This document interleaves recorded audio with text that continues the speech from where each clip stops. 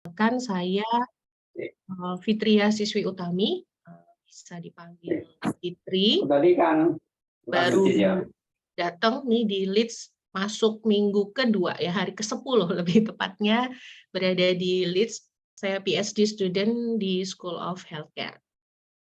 Terima kasih buat Pak Bekti yang sudah berkenan nih meluangkan waktunya untuk sharing ya, knowledge tentang serba-serbi kesehatan anak di UK, karena anak sebagai supporter kita selama kita menempuh studi di UK, harapannya semua bisa sehat ya, kita sehat, anak-anak juga sehat. Terima kasih juga buat Mas Faris dan teman-teman semua untuk kesempatannya hadir ya, meluangkan waktunya, kita tolabul ilmi sama-sama di siang hari ini bersama Pak Bekti.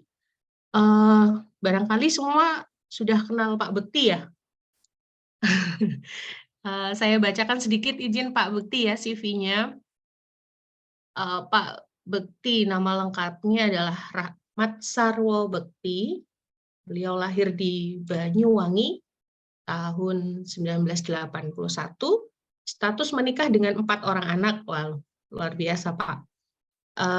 Hobinya adalah reading and traveling. Tinggal di Malang, Jawa Timur. Kemudian home base beliau ada di Departemen Patologi Anatomi dan Medical Education (MEDU) di Faculty of Medicine Universitas Brawijaya. Baik, saya kira nggak perlu panjang lebar juga ya Pak Bekti. Ini teman-teman saya tadi sebelum Pak Bekti kirim CV, saya searching Mas Faris ya. Kalau orang top itu kan dicari di online pasti ketemu. Ya Pak Bekti ya. Oke, jadi beliau ini saja. Oke, Pak Bekti, langsung saja mungkin ya, karena di Indonesia juga sudah jam 7:30 ya, 7:30 malam nanti, supaya tidak terlalu malam juga untuk Pak Bekti di Indonesia. Langsung saya persilahkan Pak Bekti. Baik, bismillahirrahmanirrahim.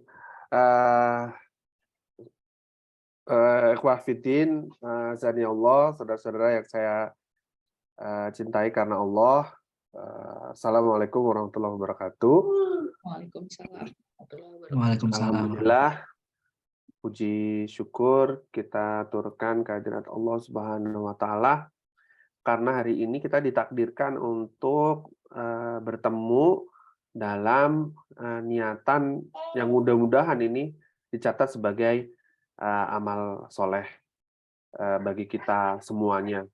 Itu karena kata Allah di dalam salah satu surat favorit yang kita biasa baca, wal asr innal insana lafi khusrin illal ladzina amanu wa amilus sholihat wa tawassaw bil haqq wa tawassaw bis sabr. Sungguh kita manusia itu akan bergelimang dalam kerugian kecuali di antara kita yang memanfaatkan waktu untuk memperbarui, mericas terus keimanan yang kadang memang naik, kadang turun, atau mengisinya dengan amal-amal yang soleh, amal-amal yang baik, dan amal-amal yang benar, dan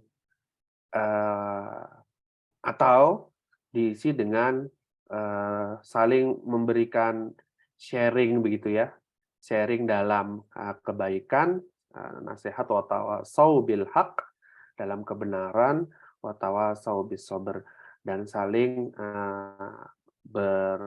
berwasiat dalam kesabaran.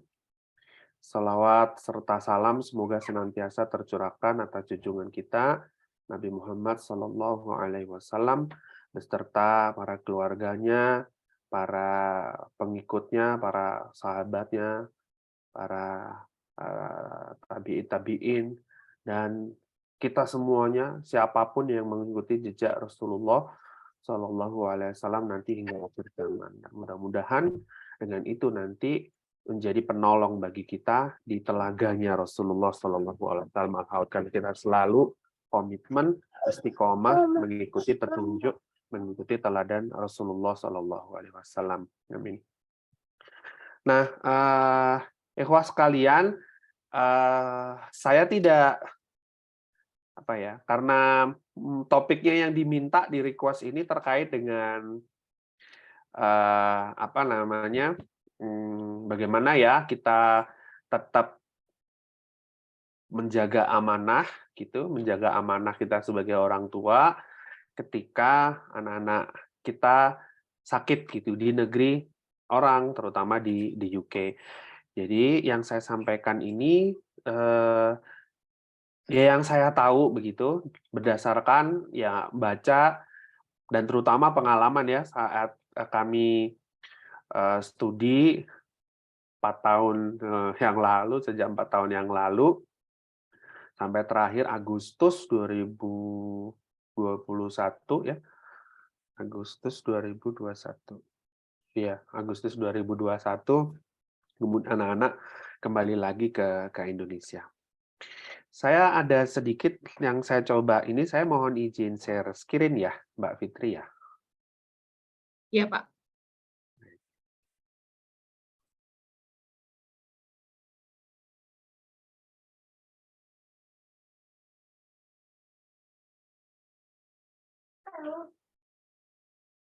Nah, karena saya bukan pakar public health begitu, terutama tentang NHS. Jadi saya berikan judul tips and tricks saja, seeking healthcare and help in Leeds. Kalau di Leeds bagaimana? Terutama again ini pengalaman saya. Kenapa saya perlu disclaim ini di depan? Karena policy NHS itu sering berubah-berubah gitu. Bahkan di tiap tiap kota, tiap town itu kadang punya kebijakan tersendiri. Nggak cuma tiap kota, bahkan tiap surgery itu kadang punya kebijakan sendiri terkait dengan healthcare itu. Jadi ya nanti saya sampaikan yang umum yang saya ketahui saja. Saya mau izin sebentar, ini ada apa namanya? Ada disturb gangguan sebentar. Saya mau izin sebentar ya. Bentar aja. Oke. Mohon Oke, maaf. Pak Bukti. Enggak. Assalamualaikum. Gitu, terima dong. Boten.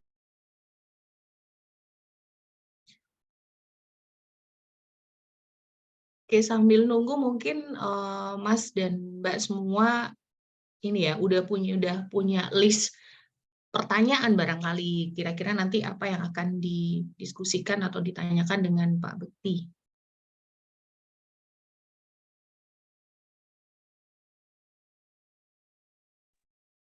Siap, Mbak Fitri.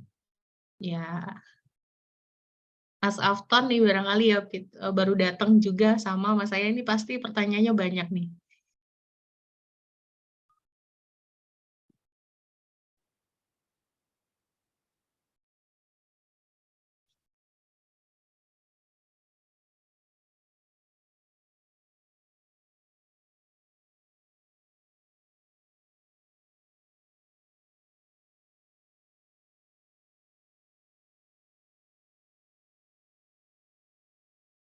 Mas Fauzan belum masuk kibar ya, Mas Faris ya? Oh, kurang tahu saya belum ya. Kayaknya belum. Coba nanti di Japri.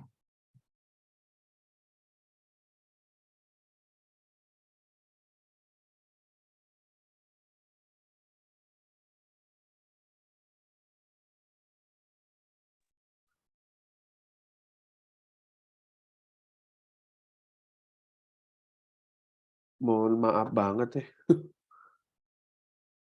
Nggak biasanya telepon ini, bos. Ternyata telepon lagi. Udah biar aja lah nanti aja.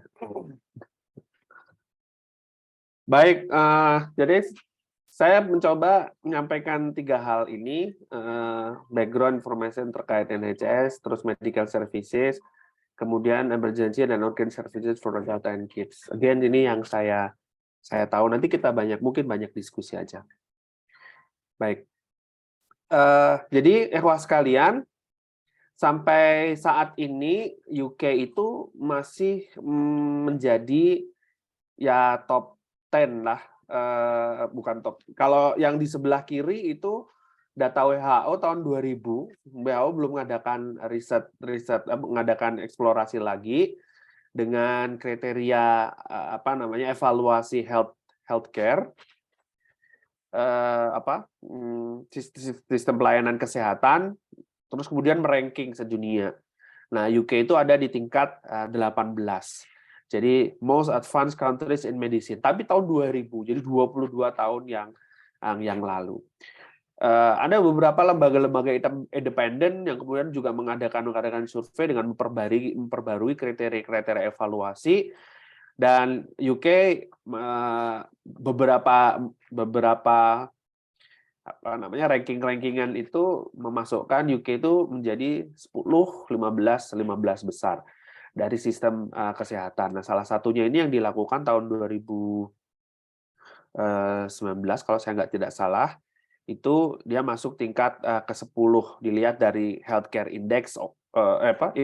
Dia punya C World Magazine Healthcare Index ini ada beberapa aspek dari infrastruktur, kemudian profesionalismenya tenaga kesehatan, kemudian pembiayaan, ketersediaan obat, dan government readiness kalau misalkan ada apa-apa untuk melakukan bailout dan sebagainya. Nah, UK masuk tingkat ke-10, nomor 1 South Korea.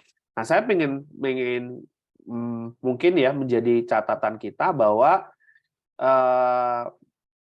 saat ini ikhwah sekalian itu berada di negara yang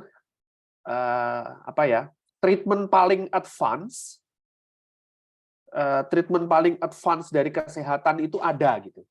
Jadi dan itu diberikan gitu. Jadi teknik-teknik terbaru, obat-obat terbaru, bahkan obat yang sedang diuji cobakan itu bisa diakses di UK.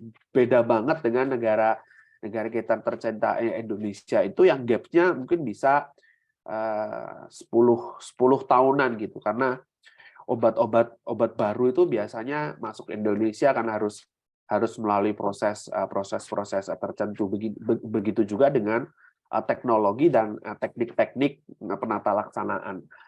Memang. Jadi dari sisi itu sebenarnya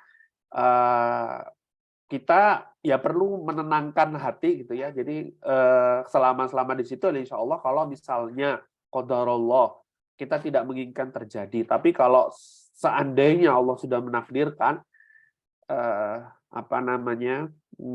kita diberikan musibah, kita atau anak kita sakit, dan insya Allah sistem pelayanan kesehatan itu adalah termasuk yang paling baik di dunia. Termasuk waktu COVID kemarin itu ya salah satu produsen vaksinnya adalah negeri UK itu. Dan itu salah satu negara dengan spending untuk kesehatan terbesar itu salah satunya adalah United Kingdom. Dan ini yang juga bagian diskusi di dalam tesis saya. Ikhwah sekalian kami juga tinggal di negara yang tenaga kesehatannya itu sangat dipercaya oleh masyarakatnya. Jadi masyarakat United Kingdom itu selama 10 bahkan 20 tahun terakhir itu mempercaya nurses dan doctors itu di atas dari profesi-profesi lainnya. Mereka sangat percaya.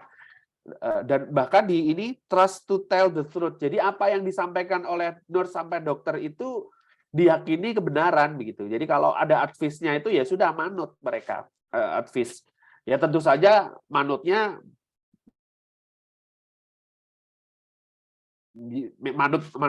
intelektual karena struktur masyarakat sosialnya mostly educated ya, yang dengan proses diskusi tidak manut tapi at the end biasanya kooperatif itu, karena memang yang dikembangkan model Eropa, negara-negara maju adalah partnership healthcare.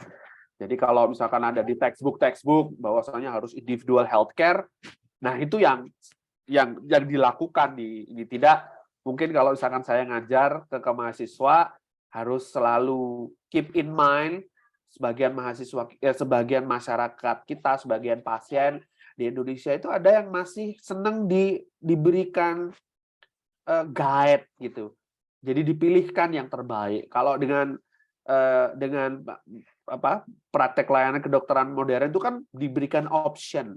Betapapun nanti yang harus ngambil pilihan itu adalah pasiennya. Gitu. Kalau di negara kita masih ada yang ya pasiennya harus di-drive gitu, diberikan pilihan yang terbaik. Bahkan nggak perlu dikasih tahu pilihan kadang-kadang karena dirasa kalau misalkan disuruh milih dianggap ini dokternya kok goblok sih, masih seperti itu, ada stigma-stigma seperti itu. Kok nggak ngerti, wong saya datang cari pertolongan kok malah saya diajak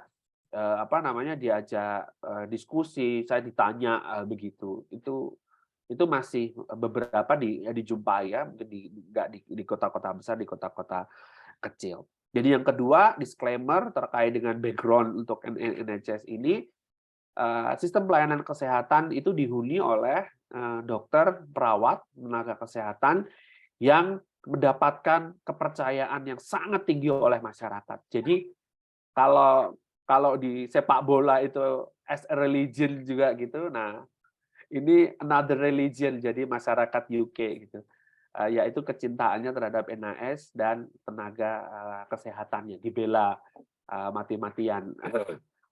Kira-kira seperti itu. Baik. Jadi dua itu disclaimer secara umum.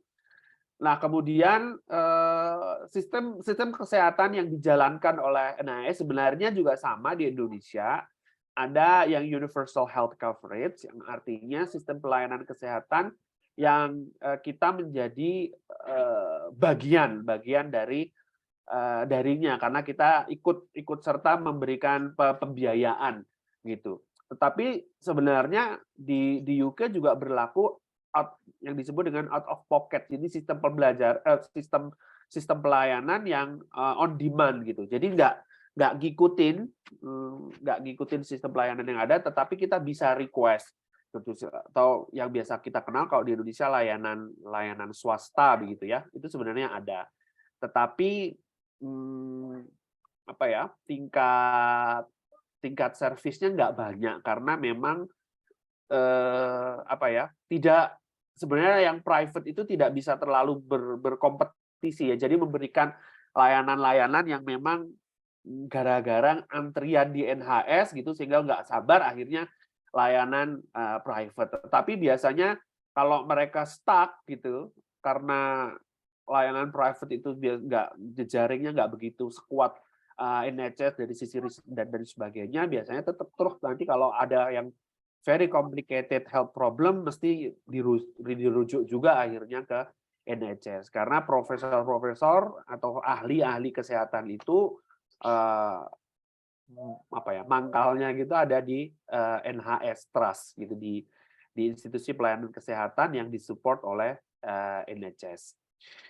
Nah, secara umum sistem layanannya adalah sistem layanan berjenjang. Yang layanan tingkat utamanya, layanan primernya itu adalah yang mungkin kita sudah kenal semuanya, ikhwas sekalian kenal, yang biasa disebut dengan GP surgery gitu ya. Nah, kalau bahasa Inggris, saya dulu SD SMP kan kalau surgery itu bedah gitu. Tapi kalau waktu di UK surgery itu bukan, surgery itu klinik artinya. Jadi GP klinik, General Practitioner klinik, dokter umum, klinik umum sebenarnya ya, klinik umum. Karena di situ diberikan layanan-layanan primernya. Jadi biasanya di GP, di sistem layanan primer itu ada dua, ada layanan individual dan ada layanan publik. Makanya kalau misalkan saya ambil contoh ada di Burle sama di Burle itu di dekat San Matias itu ya, gereja San Matias, sekolah San Matias, sama di Hyde Park Surgery mungkin yang terkenal karena salah satu yang terbaik di Leeds, GP yang praktek GP atau surgery yang mendapatkan bintangnya banyak begitu ya kira-kira. Nah itu di bagian belakang itu kan ada public health. Nah public health itu biasanya riset-riset terkait dengan untuk prevention, untuk public health strategi kesehatan masyarakat, strategi kesehatan masyarakat.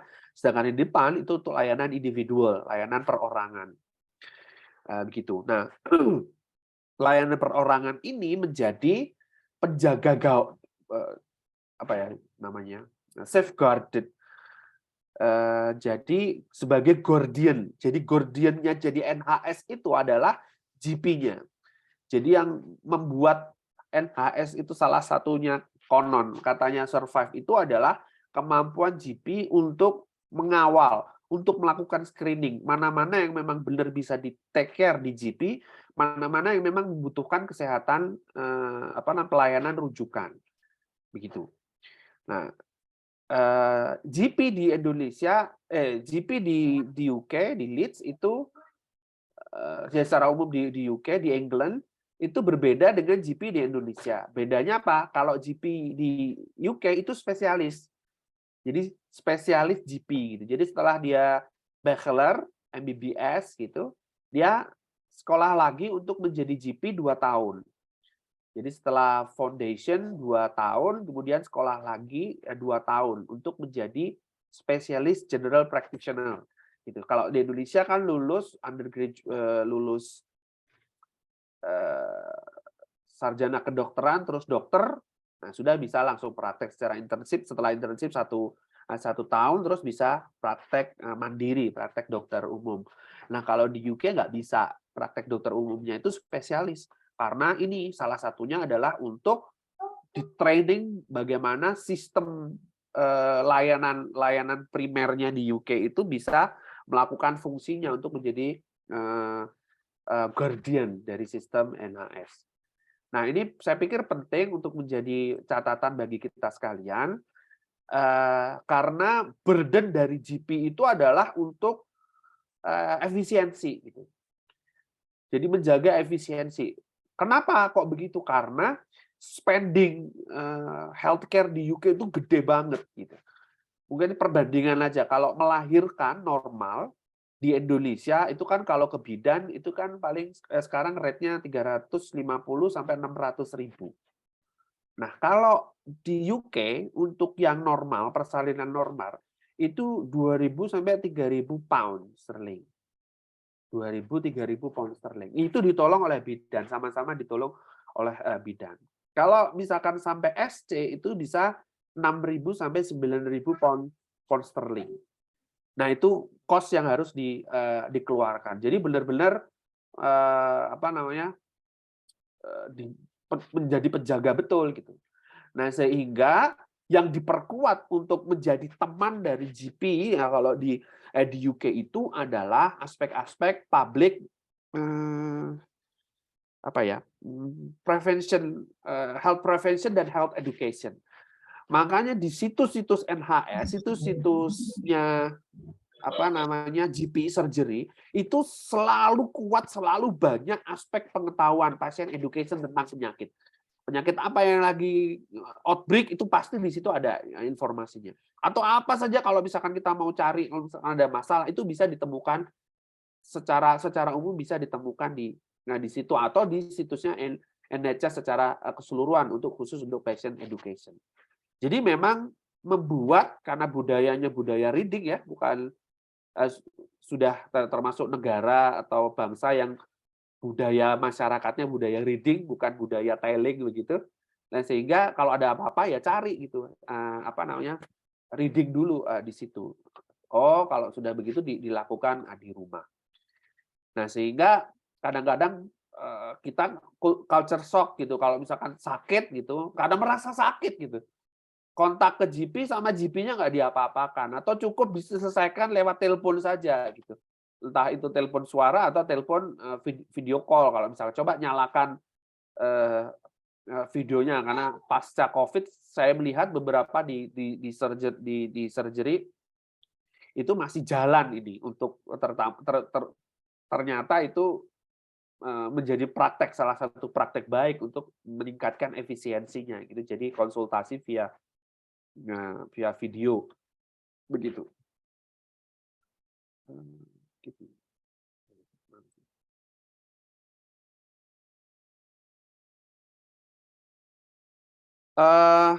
Nah ini nah sehingga kalau kita ada masalah apapun, masalah kesehatan terutama yang bukan emergency, bahkan sampai yang emergency pun kadang yang kita nganggap itu emergency kadang mau nggak mau harus ke sini. Kenapa? Karena rekam medis dari apa namanya, dari data kita itu ngendonnya ada di GP gitu. Jadi sistem apa untuk teman-teman yang belajar tentang apa namanya, apa sih istilahnya sekarang itu di cloud system ya untuk penyimpanan itu. Karena GP itu kan sebenarnya punya private, punya orang, tetapi dia terakreditasi oleh NHS untuk bisa memberikan layanan primer begitu. Nah, ini termasuk infrastrukturnya itu juga harus disiapkan oleh GP-nya itu, meskipun nanti ada channel-channelnya untuk ini. Apa sih namanya istilahnya kalau blockchain ya, sistem penyimpanan apa blockchain gitu. Jadi data rekam medisnya itu ada di GP. Kalau misalkan mau ke hospital atau ke apa namanya layanan referral, maka layanan referral itu dibukakan aksesnya gitu sehingga bisa apa namanya feed forward gitu. Jadi bisa bolak-balik begitu. Jadi sudah dibuat sedemikian complicated, jadi membuat perilaku sehatnya itu juga mengikuti sistem yang didesain sedemikian rupa seperti itu. Dan ini sudah puluhan tahun sejak NHS kan sudah 1900-an gitu. Kita masih zaman zaman kerajaan Majapahit, kerajaan itu dia sudah ada inisiasi. Oke. Nah ini jadi saya pikir ini yang topik yang tadi yang kemarin juga ini utamanya yang saya pahami. Mungkin nanti kita akan berdiskusi saja. Bagaimana kalau kita ada emergency situation? Biasanya secara psikologis kita baru memang kalau mau cari pertolongan kesehatan itu kalau memang kita menganggap ini situasi emergency. Entah karena misalnya ada keluhan panas, keluhan sesak, keluhan nyeri, begitu, keluhan tidak bisa pipis mendadak misalnya, atau yang lain itu lemes, kehilangan kesadaran dan sebagainya. Apa yang perlu kita lakukan? Nah itu saya tuliskan. Jadi prinsip emergency itu sebenarnya kalau di medis itu kalau terkait sama ABCD, ya. Terkait dengan airway, terkait dengan breathing, terkait dengan circulation atau blood circulation, maksudnya circulation itu blood circulation, sirkulasi darah, dan D, disability, itu termasuk di dalamnya itu consciousness. Gitu. Jadi yang pertama, yang paling emergency kalau ada sesek itu lebih emergency dibandingkan dengan yang lainnya sebenarnya, karena itu ya kasarannya lebih dekat ke ajal daripada yang lain-lainnya. Nah, gini, termasuk panas. Kalau panas biasa nggak apa-apa, tapi kalau panas sudah campur sesek, ada seseknya, ada masalah pada airway dan breathing-nya, nah, maka itu lebih emergency sifat seperti itu. Just apa namanya nudging aspek di sini. Nah di sini ya saya kopas-kopas saja link-linknya. Jadi mudah-mudahan nanti kalau misalkan di copy, disimpan, kalau misalkan ini nggak usah browsing-browsing, mungkin tinggal klik di sana saja. Jadi ada beberapa line yang bisa kita gunakan. Jadi nomor 1 sebenarnya di atasnya itu ada kita kontak GP. Jadi kalau kita ada masalah kesehatan, biasanya yang pertama itu kontak GP. Nah, terutama pasca COVID itu sekarang menjadi lebih ini ya, lebih preferable kontaknya kontak online, baik kontak via telepon maupun kontak lewat website dari GP praktesnya itu biasanya sudah disediakan. Kalau di Hyde Park Surgery itu juga ada form online yang dilakukan. Nah, yang kedua, selain GP, kalau dirasa lebih emergency dibandingkan lebih tidak bisa di-manageable begitu, apalagi di luar jam kerja, maka di luar jam kerja GP-nya ya misalnya, maka kita bisa kontak 111. Jadi 11 itu sebenarnya line untuk non-emergency gitu. Nah, meskipun kalau misalkan setelah diakses oleh dispatch-nya ada di protap dia atau di sequence di instrumen yang dia miliki ternyata ada aspek emergency, nah maka bisa juga dia membuat layanan yang non emergency itu menjadi layanan emergency, termasuk dia juga bisa memanggil ambulan untuk datang ke tempat kita. Nah, yang berikutnya adalah layanan emergency sendiri, yaitu 999. Ya, terutama ada kaitannya dengan emergency atau life threatening. Itu baik yang terjadi pada kita maupun yang terjadi kalau kita melihat sesuatu gitu. Jadi 911-nya kalau di UK itu adalah 999. Jadi dia juga nanti yang otomatis kalau misalnya membutuhkan ya datang 3 itu. Jadi ada firefighter, polisi sama ambulan. Nah, itu jadi kecelakaan itu otomatis datang tiga itu dia di awal. Nah, kalau misalkan sangat dirasa, nah kalau disebut di guideline-nya itu genuinely atau real life threatening, jadi kalau di analisis disebutnya genuinely life threatening gitu. Maka bisa langsung datang ke UGD atau di sini istilahnya ENI gitu. Untuk dilakukan langsung diberikan penata laksanaan. Kalau memang benar-benar itu life threatening pasti diprioritaskan. Tapi kalau kita tidak punya literasi yang sama misalkan dengan tenaga kesehatan, kita nganggap itu emergency benar, tahu-tahu nyelonong ke NLI, ya nanti harus siap-siap bersabar di NLI. Kalau lihat orangnya bisa jalan, bisa diajak ngomong, ya nanti ya harus menunggu lama di NLI karena yang diprioritaskan yang lebih gawat daripada begitu daripada yang merasa gawat padahal tidak gawat seperti itu. Kemudian ada juga layanan urgent treatment center yang disebut dengan walk-in center atau minor injury unit. Misalkan jatuh kakinya patah begitu, tapi enggak patah tertutup, orangnya masih bisa jalan dan sebagainya. Nah, itu ada layanan-layanan urgen, termasuk juga untuk layanan same day SDI, emergency care.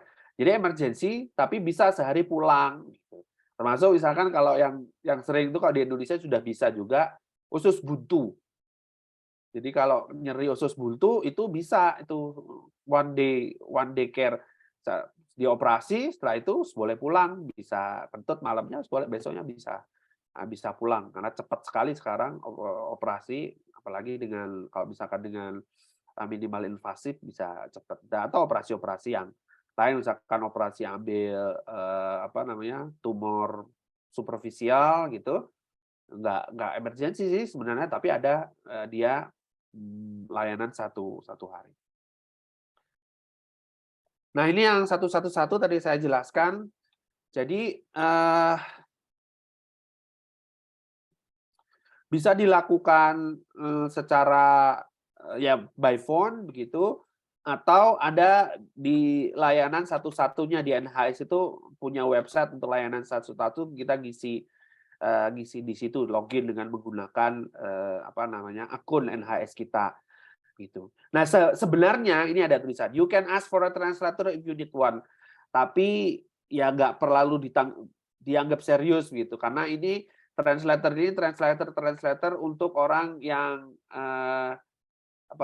biasanya India, Pakistan, Bangladesh, itu ada beberapa negara Afrika begitu ada, tapi kalau Indonesia setahu saya termasuk yang susah dan nggak ada. Oh iya, ya tapi kan nggak sedia ini ada yang masih ini. Mbak Nur itu translator itu, Mbak Nur, istrinya Pak Arif, itu translator Indonesia. Kalau misalkan ada orang Indonesia butuh penerjemah itu nanti Mbak Nur dikontak biasanya. Nah, tergantung situasi, kita nanti bisa dikonekkan oleh dispatch-nya itu, yaitu biasanya kalau memang ini nggak perlu sampai 111, Anda kalau ke GP ya begitu. Jadi udah, nah ya. Jadi maupun telepon 111 ke 999 atau ke GP itu apa ya? Ya harus bersiap-siap, kita lapang dada. Biasanya lama sekali. Jadi nggak lama, tapi lama sekali. Bisa antara 15 menit sampai 30 menit baru ada respon biasanya. Karena ngantri, apalagi jam kerja itu. Nah biasanya jam kerja ya, apa maksudnya setelah jam GP gitu, jam GP berakhir, nah itu biasanya bukannya ini tambah lama masuknya. Nah setelah masuk ujung-ujungnya kamu besok datang ke GP ya begitu. Nah itu nggak perlu heran gitu. Nah karena tadi ke GP pun seperti itu, antrinya. Oh hari ini ngantri baru berapa hari kemudian boleh. Apalagi kamu masalahnya nggak urgen gitu. Nah bisa karena ada kejadian juga saling pingpong. Jadi telepon 111 suruh telepon GP, telepon GP suruh ke 111. Itu sangat terjadi, dan ada saksi hidupnya. Bahkan pada saat COVID itu terjadi. Sampai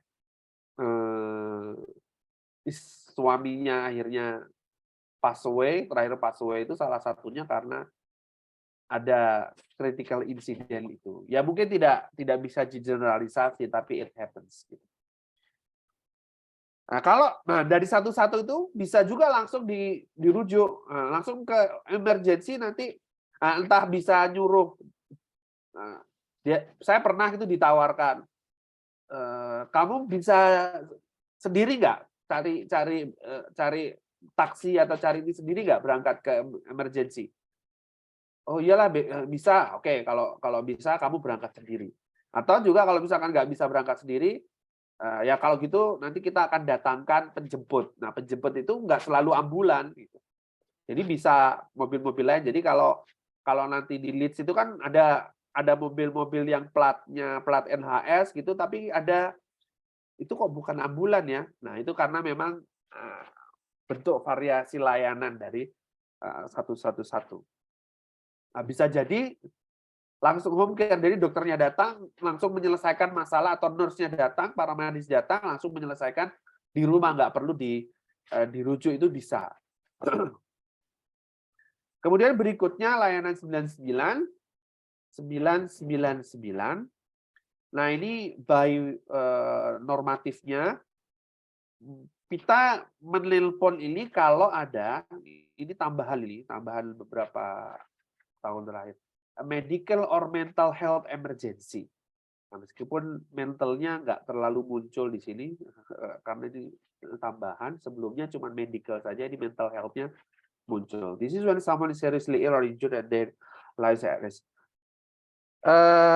Di antara yang masuk emergency itu kalau hilang kesadaran, tahu-tahu diajak ngomong nggak nyambung, gitu. Atau tahu-tahu ngantuk tidur terus, dibangunkan nggak bangun-bangun terus. Nah itu tanda dari hilang kesadaran. Kemudian sudden confused state, nggak sampai pingsan, nggak sampai hilang kesadaran, tapi itu biasanya diajak ngomong nyambung dia bingung gitu. Nah itu bisa jadi salah satu gejala stroke, terjadi stroke, karena stroke itu nggak mesti total terus kemudian hemiparese sebelah mati separuh gitu, nggak bisa juga. Kalau kena sumbatannya itu ke pembuluh darah yang kecil, yaitu salah satunya dia bingung-bingung aja gitu. Fits that are not stopping, jadi kejang gitu, nggak selesai gitu. Kalau epilepsi kan kejang sesaat terus kemudian relaksasi tidur gitu. Nah ini kejangnya terus, nah itu indikasi untuk segera telepon 999 untuk cari bantuan. Nyeri dada, nah terutama nyeri dada yang menjalar ke bahu kiri gitu, atau terasa di belakang ini retrosternal. Retrosternal itu pas di belakangnya apa ya, yang tengah-tengah itu dari apa payudara kiri kanan, di tengah-tengahnya itu kan ada bagian yang keras, ada tulangnya. Nah, itu terasanya di situ. Nyeri banget tahu-tahu gitu. Nah, itu tanda dari chest pain yang asalnya mostly dari pembuluh darah jantung, serangan jantung. Ini tanda. Breathing difficulties, entah itu ditandai dengan frekuensi nafasnya naik atau frekuensi nafasnya tidak stabil atau ada nafas tambahan, suara nafas tambahan.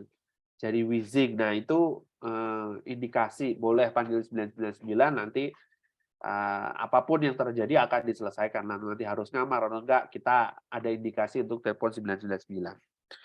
Kemudian severe bleeding that cannot be stopped, perdarahan yang nggak bisa dihentikan, severe allergic reaction, anafilaktik setelah makan, setelah minum obat, tahu-tahu bentol semuanya, terus kemudian ada kesulitan nafas, ya, badan menjadi panas, kemudian ada kebakaran, burns or scald, someone has seriously injured themselves or taken an overdosis obat, atau ada percobaan bunuh diri, nah itu bisa telepon ke 999.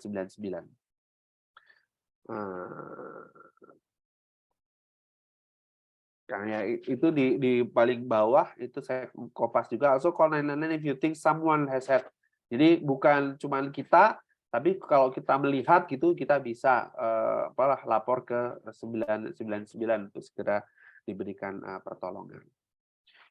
Nah, ini tadi saya sudah sampaikan, what to expect when you call 999. Meskipun ini calling emergency, tetapi ya nggak usah heran, kita tetap harus menunggu. Jadi ya sabar. Jangan dimatikan. Jadi kalau nunggu jangan dimatikan. Kalau dimatikan tambah lama. Ya sudah, nyalakan saja karena dia akan ini urutan di komputernya itu untuk menjawab itu dia akan maju terus.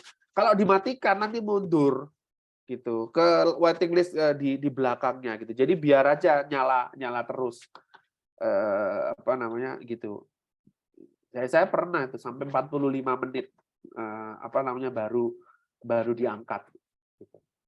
Nah, kalau dimatikan terus ya bisa lebih lama lagi kemudian. Nah, terus kalau sudah diangkat itu selalu siap-siap data-data umum, kemudian siap-siap menyebutkan nama dan alamat terutama yang kita kan mungkin sudah terbiasa ya, code post itu sangat efektif disebutkan postcode-nya, alamatnya sudah muncul, biasanya dia langsung muncul. Nggak perlu menghafal NHS, dia biasanya akan mencari sendiri gitu. Nanti kalau misalkan ada peserta NHS, dia akan insurance NHS, dia akan tanya tanggal lahir, nah itu biasanya keluar. Dia akan bisa langsung mengaksesnya. Nah, kadang meskipun beberapa saya nggak ditanya, tapi ada yang menanya what telephone line you are using. Jadi kamu pakai telepon rumah atau pakai HP? Itu masih ditanyakan gitu ya. Sampaikan saja saya pakai telepon rumah atau pakai HP, dan nah ini cerita apa kondisi emergensinya. Nah, ini ada tips and tricksnya emergency. Makanya tadi saya sampaikan di awal. Jadi kalau memang ikhwas sekalian itu menghendaki layanan emergency, pengen pokoknya dijemput ambulan karena merasa ini ya sangat nyeri dan sebagainya, maka ya bikin ceritanya itu cerita emergency yang tadi A, B, C, D.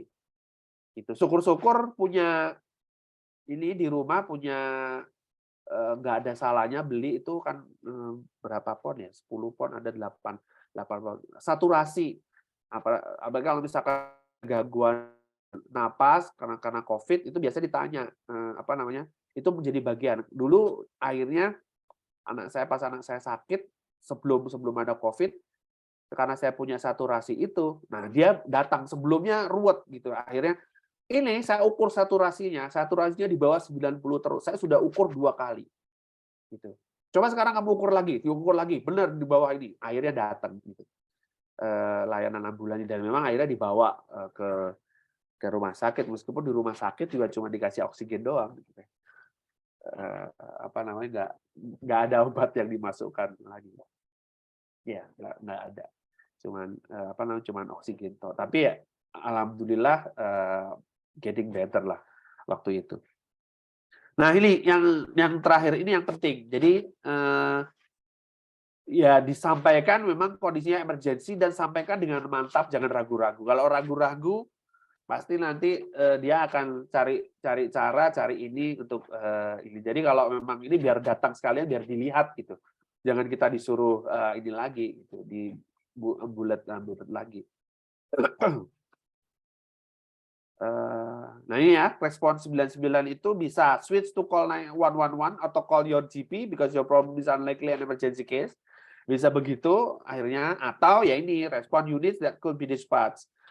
Ya, di antaranya emergency, rapid response, cycle response unit, community first responder, atau combination of the above. Nah, karena kita kalau sudah nganggap emergency, apalagi sudah dikonsulkan dulu misalkan dengan teman yang punya background kesehatan, ini kok gini ya, oke, ini emergency gitu. Nah, kalau punya teman yang health itu, carikan cara sebelum ngomong ke 99 itu, ini emergensinya apa ya yang dimunculkan biar dianggap emergency, dan itu harus konsisten ngomongnya agar memudahkan. Ini ngajari.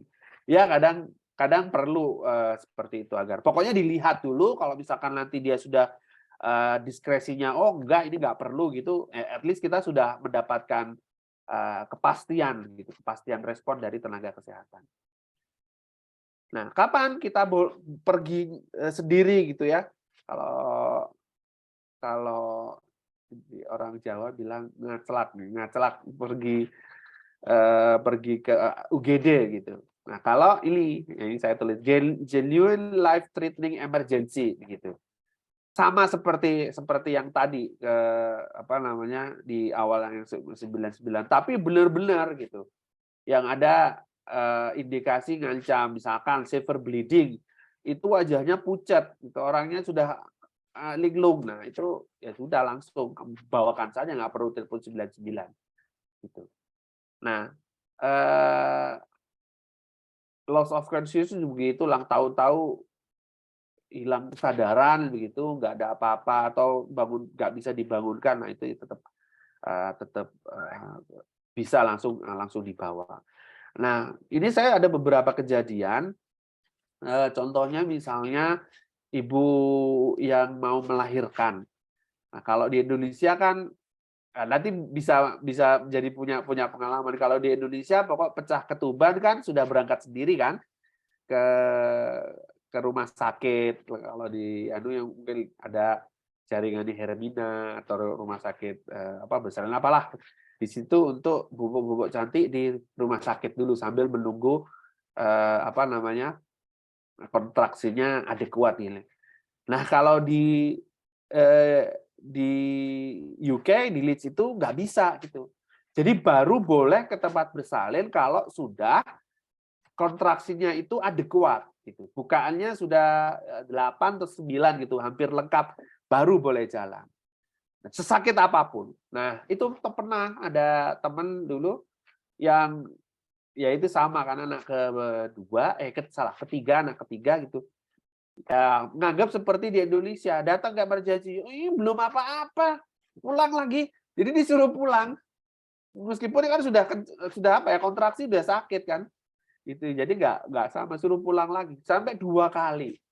Itu akhirnya yang ketiga itu karena sudah ini ya sudah kasihan itunya, ya sudah kamu stay di sini, tapi suamiku suruh pulang gitu. Jadi yang stay cuman ibunya saja. Kalau di Indonesia bisa sewa kamar VIP dan sebagainya. Karena kalau di UK ya yang ada di situ ya itu yang dilakukan yang diterima gitu, karena konon itu dianggap free begitu layanan. Jadi banyak dari ranking-ranking itu menyebutkan di UK itu layanan kesehatan itu yang paling memberikan pelayanan kesehatan free. Sebenarnya kan nggak free juga, kita bayar juga kan. Nah, tapi itu dianggap free karena memang nggak subut, kita bayar 300 per tahun. Tapi kalau misalkan pas partus, kan pengeluarannya 2.000, 3.000 ya, itu pasti tekor kan, pasti kita untung sebenarnya. Baik, ini tadi yang saya sampaikan same day emergency care. Jadi ada emergency yang jadi tidak di hospital gitu, tidak di GP, tapi kan ada layanan-layanan klinik yang ditunjuk untuk same day emergency care. Tapi bisa juga di rumah sakit apa namanya untuk layanan emergency care. Nah, again ini tergantung nanti decision making atau diskresi dari satu GP yang ada di surgery ataupun di 999. Tapi ya cuman kenal, oh saya diberikan layanan same day emergency care, jadi besok sudah pulang, itu sangat mungkin untuk dilakukan. Ini contohnya ada baik itulah yang medical, surgical, atau yang sifatnya spesialis. Nah, terkait untuk anak-anak, Leeds itu salah satu yang apa ya, layanan anak-anaknya terbaik di UK, yang itu di-provide oleh 2 hospital utama, teaching hospital, St. James dan Leeds Children's Hospital, yang itu jadi satu dengan Leeds General Infirmary. Jadi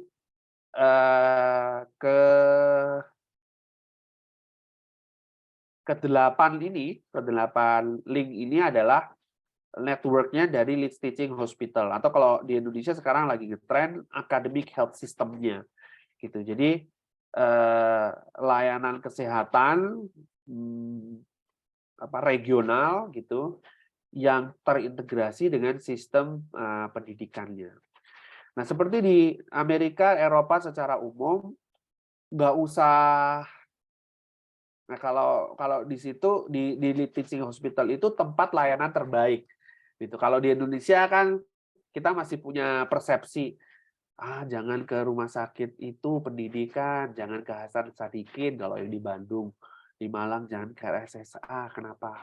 Dipakai buat belajar gitu.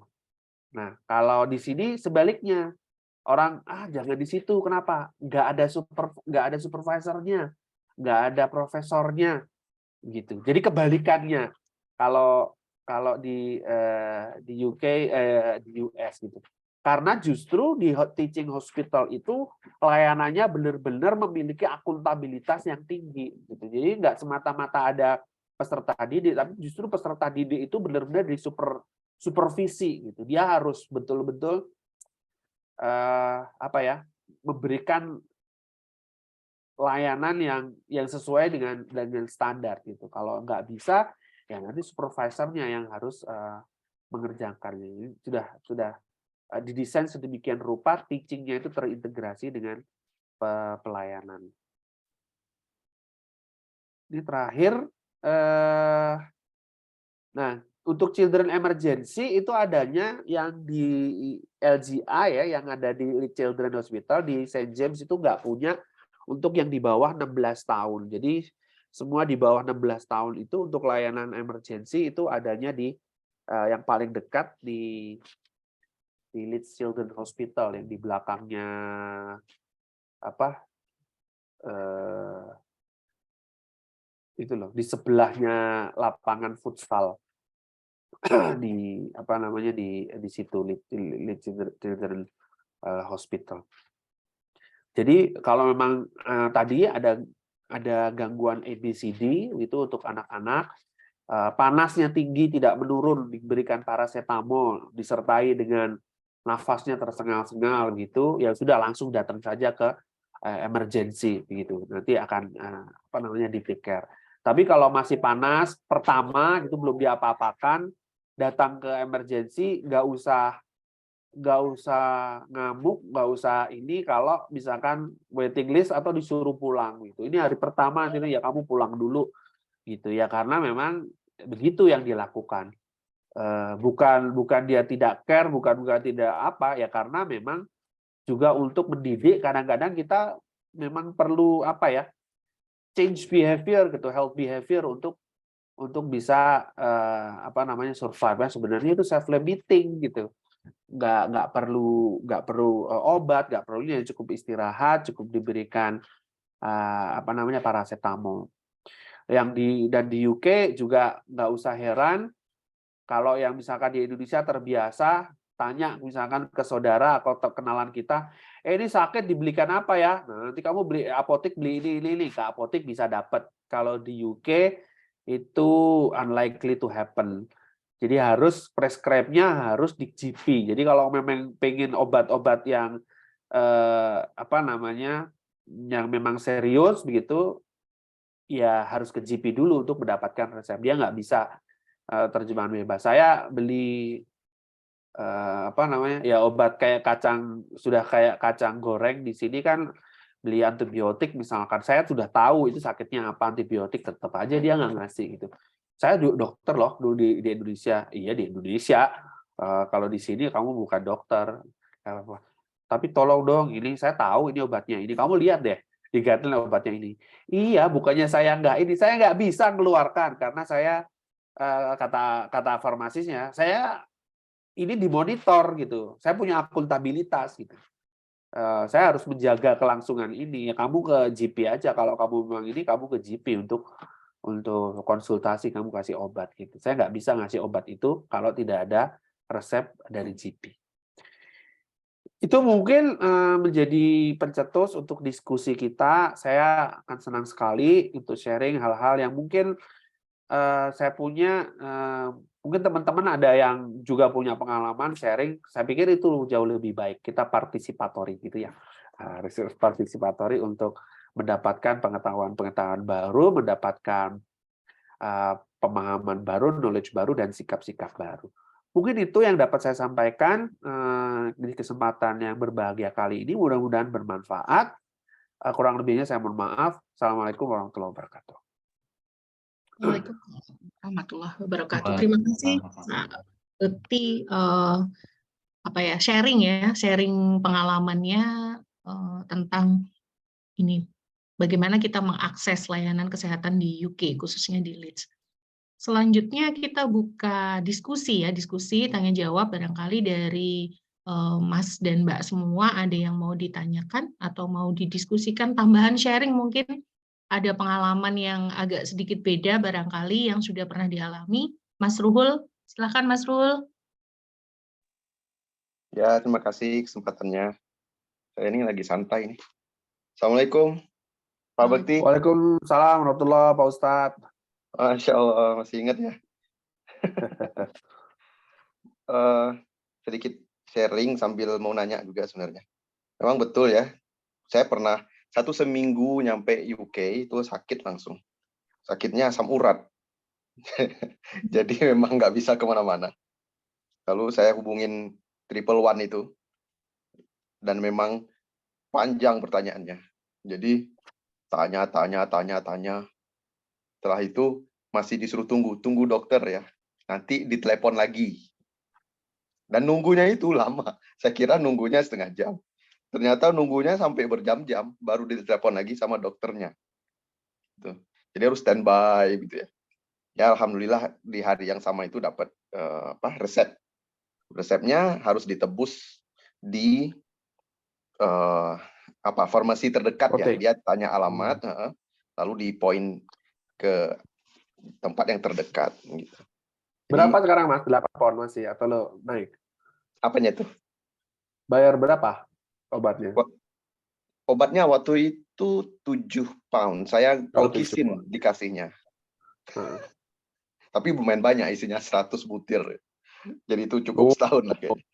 Di Indonesia itu 10 butir yang ada, mereknya Recolvar itu Mas, kalau Mas Ferry ada itu 75.000. 10 butir 75.000, kalau dikasih 100 butir kan ya tinggal ngalikan aja. Iya. Jadi sangat murah sebenarnya, tapi emang harus lewat dokter ya. Kalau di Indonesia kadang bisa tuh sendiri. Tapi tergantung apotek juga. Itu pengalaman aja, sharing sedikit. Tapi saya ada pertanyaan juga nih. Terkait duit ya. Jadi kita tuh sebenarnya kalau ke GP atau ada ditangani dokter atau itu bayar nggak gitu? Kalau bayar gimana cara bayarnya? Kalau nggak itu ya gini, saya belum terlalu ngerti tentang sistem. Kita kan bayar IHS sebelum ke UK. Mm. Apakah Iya. itu bagian dari asuransi kita atau bukan, gitu. Dan misalnya kayak tadi, misalnya melahirkan butuh biaya besar, nah itu diambil dari mana? Atau memang kita harus provide? Oke. Bayar enggak Baik. gitu ya, Mas Ruhul Iya, ya? benar. Ya, mungkin bisa dijawab dulu Pak Bekti. Langsung ya, boleh, Ya, baik. langsung aja Mas Gading sama Mbak Lisma nunggu dulu ya. Oke. Jadi betul Mas, jadi UK itu NHS itu merupakan purchaser terbesar, bahkan mungkin di dunia kali ya, apa namanya, untuk health expenditure. Yang salah satunya itu, jadi kita bayar itu sekarang berapa? 350 atau 400 ya sekarang per tahunnya. Itu all in. Jadi apapun sakitnya, kita sudah tercover oleh itu, terutama yang student ya, bagi student dan orang-orang yang tercover di dalam apa namanya, premi insurance itu. Karena student demikian. Kalau misalkan dosen misalnya kayak Pak Arief, nah itu kan jadinya seperti jam kesmas. Jadi dipotong progresif sesuai dengan salary-nya. Nah, jadi memang sistemnya itu sistem gendong indit gitu. Kalau sistem insurance kan rame-rame berbagi. Jadi yang sehat itu memberikan subsidi kepada yang sakit. Nah, seperti itu. Nah, termasuk juga memberikan subsidi kepada yang berbahagia karena melahirkan.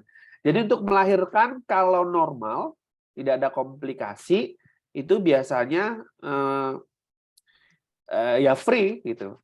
Nah, kalau yang ada komplikasi, nah itu ya ini tergantung, ada ceilingnya biasanya kalau dengan premi kita dengan untuk student itu nanti ada batas maksimumnya begitu. Meskipun tetap kita bisa nanti mengajukan keberatan kalau memang keberatan, misalkan sampai kalau nggak salah itu ya bisa dulu itu sampai 10.000 pound atau kalau nggak salah. Jadi nah biasanya meskipun operasi itu masih di bawah itu dan sudah tercover. SC misalkan harus SC. Jadi di sini SC nggak bisa elektif, seksio cesaria. Jadi operasi untuk melahirkan itu nggak bisa elektif kayak di Indonesia, milih tanggal cantik gitu. Karena ya biar apa namanya, biar anaknya dapat ini. Kalau di sini nggak, kalau di sini, sorry. Kalau di UK, di Leeds itu unlikely to happen. Jadi nggak mungkin kalau kecuali kalau ke swasta. Dan itu ke swasta ya ada hitungan. Tapi kalau dengan NHS nggak bisa. Seksio cesaria hanya untuk yang complicated pregnancy ya, complicated parturition. Jadi nggak bayar Mas Ruhul, jadi nggak perlu bingung cara mengeluarkan ini. Jadi datang saja ke GP kalau misalnya ada masalah sesuai dengan itu. Nah yang bayarnya itu nanti biasanya obatnya. Yaitu kalau saya nggak salah itu mahal atau murah obatnya nanti ada maksimum itu 8 pound dulu, seingat saya. Saya nggak tahu yang sekarang berapa gitu. Jadi obat yang mahal-mahal juga kayak saya misalkan anak-anak saya itu kalau anak-anak free ya, anak-anak itu free semua, hampir semua free. Kalau orang dewasa ini apa namanya untuk obat asma itu 8 pound juga. Padahal di sini harganya 400-an satu. 8 pound itu limit atas ya, udah maksimal harganya ya. Ya dulu begitu, tapi nanti tolong dicek lagi Ya. apa namanya. Saya tadi nggak sempat lihat. 9 sekarang kata apa namanya. 9 ya sekarang. Baik. Kalau Itu, dental mungkin? treatment gimana? Dental Di-cover enggak. juga? Dental itu di luar NHS. Kecuali untuk anak-anak. Jadi di bawah sampai dengan di bawah 16 tahun itu free untuk apapun masalahnya. Dan itu terutama kalau anak-anak kan dianjurkan untuk periksa rutin. Jadi kalau misalnya kita daftarkan dental untuk anak-anak, itu nanti dijadwal untuk periksa gigi. Nah itu sampai bisa izin sekolah untuk periksa gigi. Tapi nanti masuk lagi kalau jam appointment-nya masih memungkinkan gitu, itu free. Kalau misalkan ada treatment juga, misalkan pasang kawat dan sebagainya, itu juga free masuk di apa namanya. Tapi kalau dewasa bayar, kalau nggak salah minimal tuh berapa? 21 apa? Nanti ada anunya, ada kelas-kelasnya di dental itu ada. Jadi kalau yang standar 21 pound, terus nanti ada naik lagi, itu tergantung, keluhan kita pengennya apa, layanan gigi apa. Gitu? Yang Ya, 21 terima kasih banyak. pos Mungkin itu tadi, dulu. yang 21 pos tadi yang gigi deh ya, layanan gigi ya. Gigi ya yang paling bawah, misalkan untuk cek-cek aja kita mau kontrol gigi gitu aja itu pakai 21 itu bisa, tapi nanti layannya ada berapa kali nanti ketemunya. Seingat saya 21 pon. Ya. Dia nanti tolong dicek lagi dulu. Ya, update harga ya. Oke, Ya, terima update kasih. harga. Terima kasih Mas Bekti. Mas Ruhul sudah terjawab ya.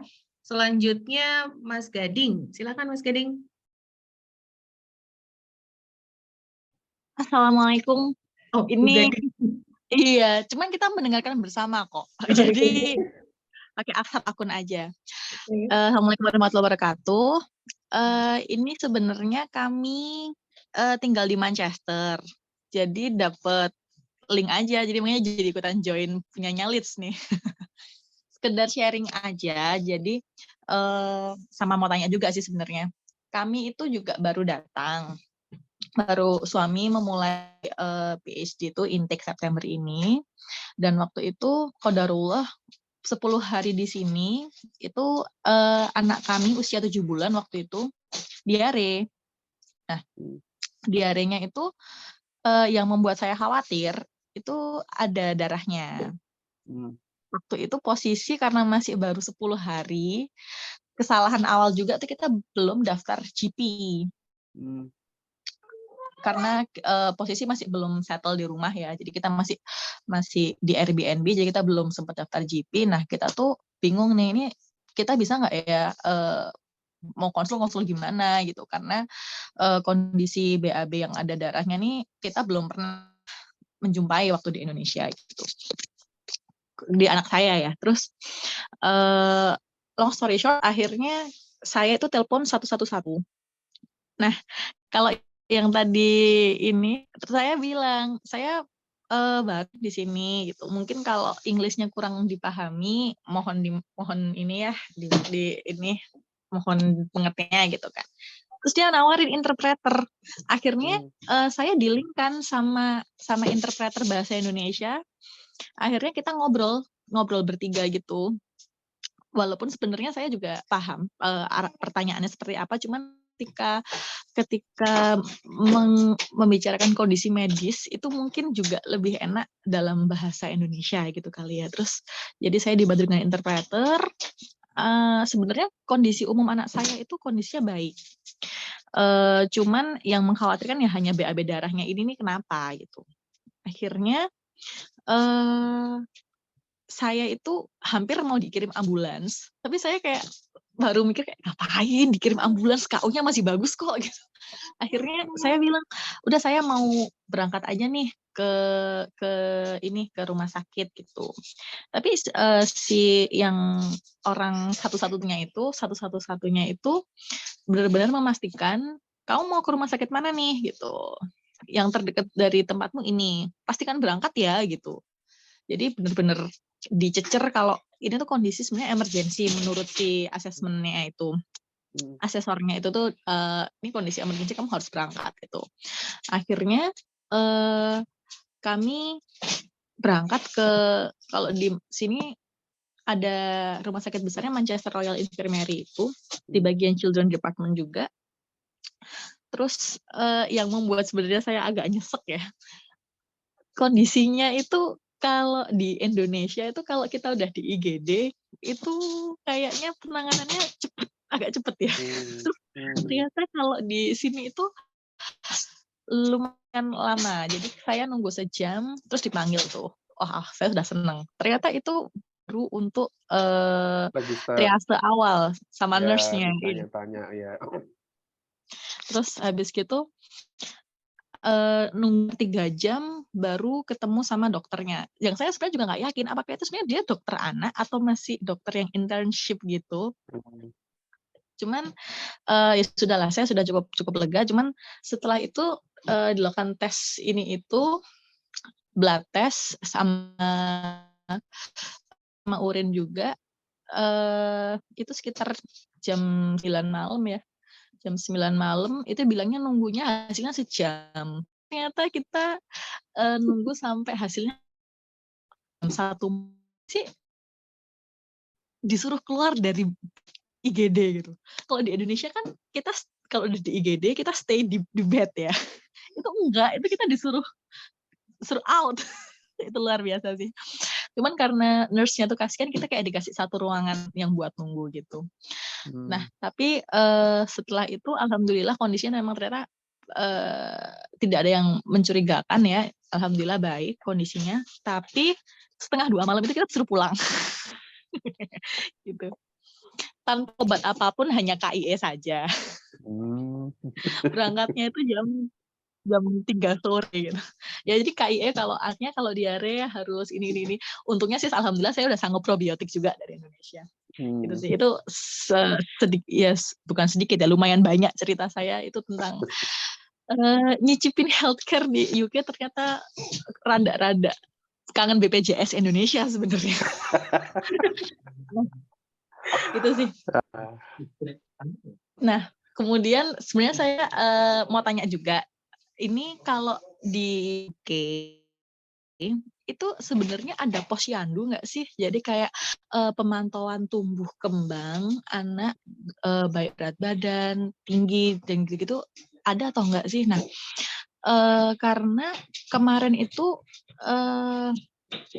di 9 bulan, saya sekarang udah 9 bulan kan, itu ada semacam asesmen untuk perkembangan motoriknya. Cuman kalau yang untuk hal basic malah kok saya belum mendapatkan invitation gitu. Gitu aja sih saja. Apa Pilates apa? Oh iya, kemarin juga akhirnya kita ada tambahan screening blood test gitulah, karena belum dilakukan di Indonesia, terus TB untuk TB dilakukan kah? di sini. Gitu. Bukan, blood testnya macam-macam kayak untuk screening bawaan ini kelainan darah. Oh, Jadi harusnya itu untuk newborn, tapi karena anak saya datang usia 7 bulan dan data itu belum ada, akhirnya dilakukan screening blood test gitu.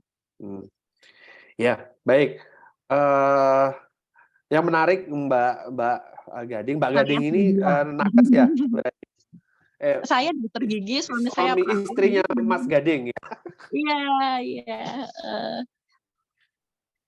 Baik. Posyandu ada,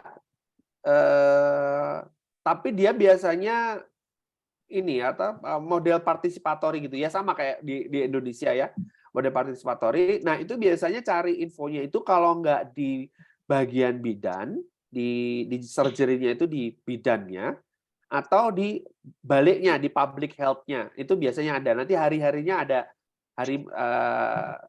biasanya itu dikasih itu brosurnya. Ini di sekitar daerah ini ada untuk waktunya timbang badan, untuk ya sharing begitu, sharing perkembangan, screening termasuk juga screening perkembangan ada. Kalau untuk imunisasi biasanya di GP, nanti bisa di bidan atau di GP-nya nanti di jadwal. Nah itu biasanya otomatis dapat email. Ini anakmu waktu imunisasi, atau detail kita di SMS, dapat SMS gitu, ini anakmu waktunya imunisasi ini. Nah itu nanti waktu datang, kalau misalkan kita bawa kartu imunisasi, misalkan di Indonesia ada, itu yang belum dilakukan nanti bisa ngerapel gitu, dilakukan nanti di jadwal. Ini tentukan jadwal sendiri. Itu Mbak. Sorry, dengan Mbak siapa tadi namanya? Sabila. Mbak Nabila. Sabila. Oh, Sabila. Sorry. Ya. Itu Mbak, kalau yang saya tahu. Jadi memang harus proaktif nanya untuk yang ininya ya, waktu penimbangan dan screening yang seperti itu bulanannya ya. Kalau biasanya kalau pasif itu kita dikirimin, nanti ada surat itu kan biasanya dapat itu dari NHS kalau untuk anaknya, kalau misalkan ada perkembangan. Tapi kalau memang kita mau catch up gitu, biasanya bisa aja kita tanya, ini kalau untuk timbang-timbang di mana ya? jadwalnya itu bisa. Dulu istri saya juga begitu tanya, ada nggak ya di sekitar? Nah itu terus dikasih biasanya. Jadi sekitar rumah tempat tinggal kita ada posyandu di sini. Di Manchester itu udah ketemu sama ini Dokter Henry. Belum ya, siapa ya? Enggak sih, kita belum kenal. Maaf, siapa ya? Oh, Yang di situ tuh ada teman saya, sekarang istrinya staff di MMU, dulu di Manchester University, sekarang di Metropolitan Manchester University. Tapi suaminya itu radiolog di Manchester University, itu namanya Pak Henry.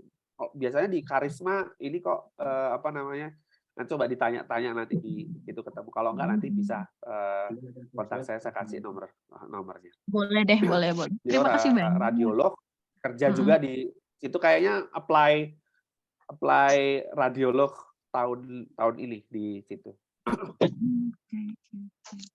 Terima kasih infonya, Pak Bekti. Sama-sama, Mbak Sabila. Terima kasih Pak Bekti, jawaban untuk Mbak Sabila. Tambahan testimoni ya tadi Mbak Sabila tentang layanan kesehatan ya healthcare di UK. Oke, selanjutnya kita ada 2 penanya lagi ya Pak Bekti, Mbak Lisma dan Mbak Yuwanita. Mbak Lisma dulu, boleh disampaikan pertanyaannya, kemudian terakhir nanti dari Mbak Yuwanita. Silakan. Ya, Assalamualaikum warahmatullahi wabarakatuh. Waalaikumsalam. Dulu aja, soalnya Mbak Yuwanita kan teman satu rumah ya Pak Bekti ya. Bukan, beda ya. Sorry. Saya nggak tahu sih, siapa yang tanya tuh. Mbak Yuwanita, Mbak Lili mau nanya Pak Bekti gitu. Oh iya itu, ngapain dia tanya-tanya? Nggak nanya sebetulnya. Mungkin izin menambahkan aja ya Mbak. Maaf ya Mbak Lisma, nggak bermaksud potong. Mungkin menambahkan. Biar Mbak Lisma tanya dulu. Oh, ya monggo deh. Ya, monggo Mbak Lisma. Sama pembicaranya disuruh begitu. Pak Bekti, Bu Lili semoga sehat-sehat di sana. Amin. Saya antara mau nanya sama juga mau nambahin keluhan ini gimana survive di apa namanya operasional kesehatan UK yang sangat dalam tanda kutip prosedural tapi bikin melatih kesabaran dan mental kayaknya. Jadi mungkin tadi Pak Bekti sampaikan benar banget, kayak mereka sangat efisien dari segi dana karena mereka punya prosedur yang bagus ya, jadi screeningnya bagus.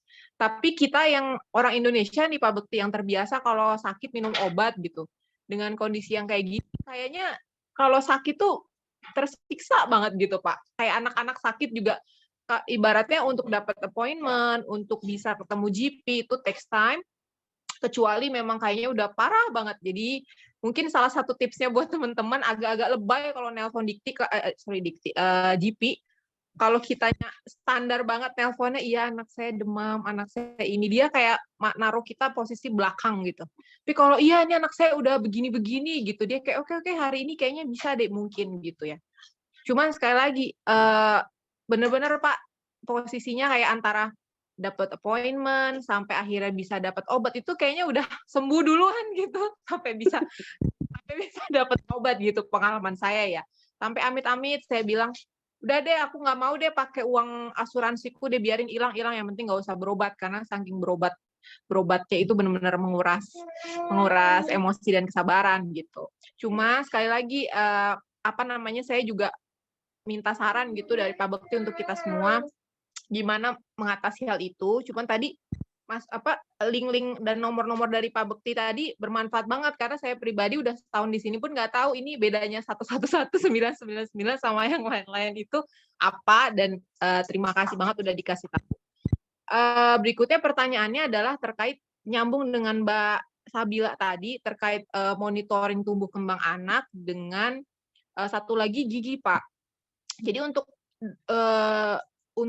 monitoring tumbuh kembang anak, kalau misalnya anaknya udah masuk sekolah, biasanya kan ada ukur gitu ya, berat badan, tinggi di sekolah secara reguler kayak setahun sekali. Cuman kalau misalnya nih Pak Bekti kita punya concern nih, anak saya kurang gizi nggak ya, makannya kurang bagus, gimana, memungkinkan nggak sih kita bisa, saya belum nyoba sih, tapi memungkinkan ada jalur untuk bisa ke sana nggak Pak dari segi pelayanan kesehatannya gitu. Itu satu. Terus yang kedua soal dokter gigi, saya tuh udah setahun di sini belum dapat Pak yang namanya apa dokter gigi ya, even buat anak yang katanya gratis itu nelpon cuman bilang waiting list rata-rata 3 tahun. Lah saya di sini 3 tahun lagi. Jadi kalau saya pulang baru saya dapat kursi gitu. Dan untuk case urgent ya untuk anak-anak giginya kayaknya pengen copot tapi nggak copot-copot, hal-hal seperti itulah. Kita harus lari kemana dengan kondisi yang waiting list-nya sampai 3-4 tahun gitu. Padahal kita di sini cuma sampai 4 tahun gitu. Itu aja Pak Bekti, mohon masukannya. Bu Lili juga yang mungkin udah pengalaman di sini. Terima kasih. Baik, ya doa yang sama untuk Mbak Lisma dan keluarga. Mudah-mudahan tetap sehat. Jadi memang betul tadi yang saya sampaikan. Jadi sudah NHS itu sudah sampai pada apa ya, strategic thinking sedemikian rupa, sistemnya itu memaksa orang untuk memikirkan jangan sampai sakit gitu. Hidup sehat dulu, membiasakan apa namanya lifestyle sehat gitu. Makanya olahraga dan sebagainya itu menjadi kebanggaan. Jadi kalau kita lihat beberapa kali ada orang ikut lomba lari, bangga dapat medal dan sebagainya itu terus dibanggakan juga kaosnya dipakai untuk ini dia sudah ikut pernah lomba lari, peserta lomba lari kesehatan. Itu sampai membentuk begitu gitu, membentuk lifestyle seperti itu karena ya lihat sistem kesehatannya itu memang memaksa orang untuk begitu, untuk antri dan sebagainya. Nah, yang bikin ngantri itu kan sebenarnya memang kebanyakan kalau dilihat, kalau misalkan di statistik itu memang orang pendatang gitu. Jadi sama yang ngantri di GP itu banyak yang pendatang maupun yang sudah permanen residen maupun pendatang yang seperti kita yang sekolah-sekolah gitu. Itu yang banyak ngantri. Kalau orang-orang sendiri itu biasanya memang serius dia perlu mendapatkan pengobatan untuk begitu. Tapi kalau untuk urusan yang memang dirasa ringan-ringan, yaitu seperti batuk pilek itu masih kan kita kalau di Indonesia common cold itu masih ada dokter yang ngasih obat. Kalau di GP udah nggak pernah ada ceritanya GP ngasih obat untuk common cold dikasih obat apa gitu nggak. Pasti seperti dulu Mas Adi yang kerja di Tesco itu dulu bilang istirahat cukup, makan cukup, kalau misalkan perlu apa-apa minum honey lemon. Makanya honey sama lemon itu selalu tersedia di semua grocery ya. Karena itu resep sehat untuk mencegah common cold yang parah. Jadi terkait bagaimana kalau untuk anak mendapatkan slot di GP, saya nggak punya ini lagi ya tip-triknya. Kalau di Hyde Park Surgery itu kita sampai punya waktu kapan ya Hyde Park Surgery itu yang kosong. Biasanya kita pagi betul sebelum dia buka itu kita sudah telepon. Jadi ketika dia buka jam 7, nah gitu kita orang pertama yang telepon. Jadi kita biarkan teleponnya. Jadi misalkan dia buka jam 7 ya misalnya, kita telepon jam 7 kurang seperempat itu udah telepon. Nah nanti karena jam 7 kan kita akan jadi orang pertama yang kita set up itu untuk schedule. Biasanya kita pagi-pagi untuk di teleponnya. Jadi nggak di tengah-tengah sehingga kita punya ini. Jadi apapun masalahnya termasuk terkait dengan gizi, terkait dengan itu ya ke GP aja Mbak Lisma, bisa aja nanti dikonsultasikan, itu masalah problem kesehatan. Kita kok worry ya kalau anak kita itu terjadi begini, nanti kan dia akan melakukan assessment untuk dinilai kalau misalkan dia keputusannya enggak ada apa-apa, ini sehat, ataupun sebaliknya ada hal yang perlu dilakukan bahkan nanti dites yang mahal-mahal, kalau di Indonesia mahal, itu bisa dilakukan itu.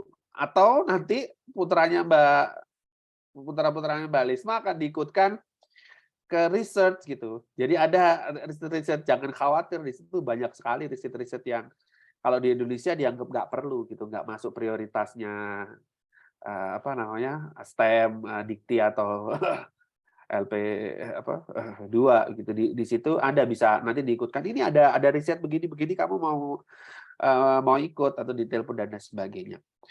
Itu terkait dengan anak yang bisa saya tangkap. Nah, terkait dengan gigi ya dulu memang pertama kali begitu. Saya 2 kali ke My Dentist, itu jaringannya My Dentist yang di dekat Hang Sing Hong, Tai Li Hong, maupun My Dentist yang di ujungnya Hyde Park itu yang di dekat lampu merah, itu memang penuh terus kalau My Dentist. Nah, sehingga saya searching juga gigi, terus saya nemu yang hampir selalu ada slot untuk baru, dia cari terus baru, itu yang di Brudenell, Mbak Lisma.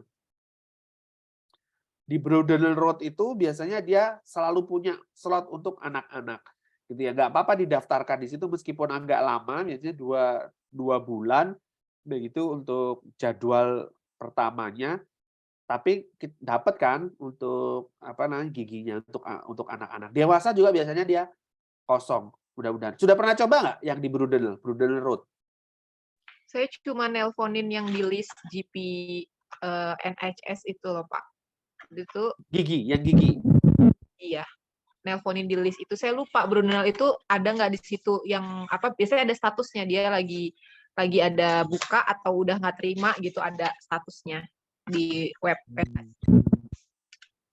Nah, itu pengalaman saya itu selama 4 tahun, saya kan kadang iseng buka, dia itu buka terus, tapi nggak tahu juga ya sekarang ya.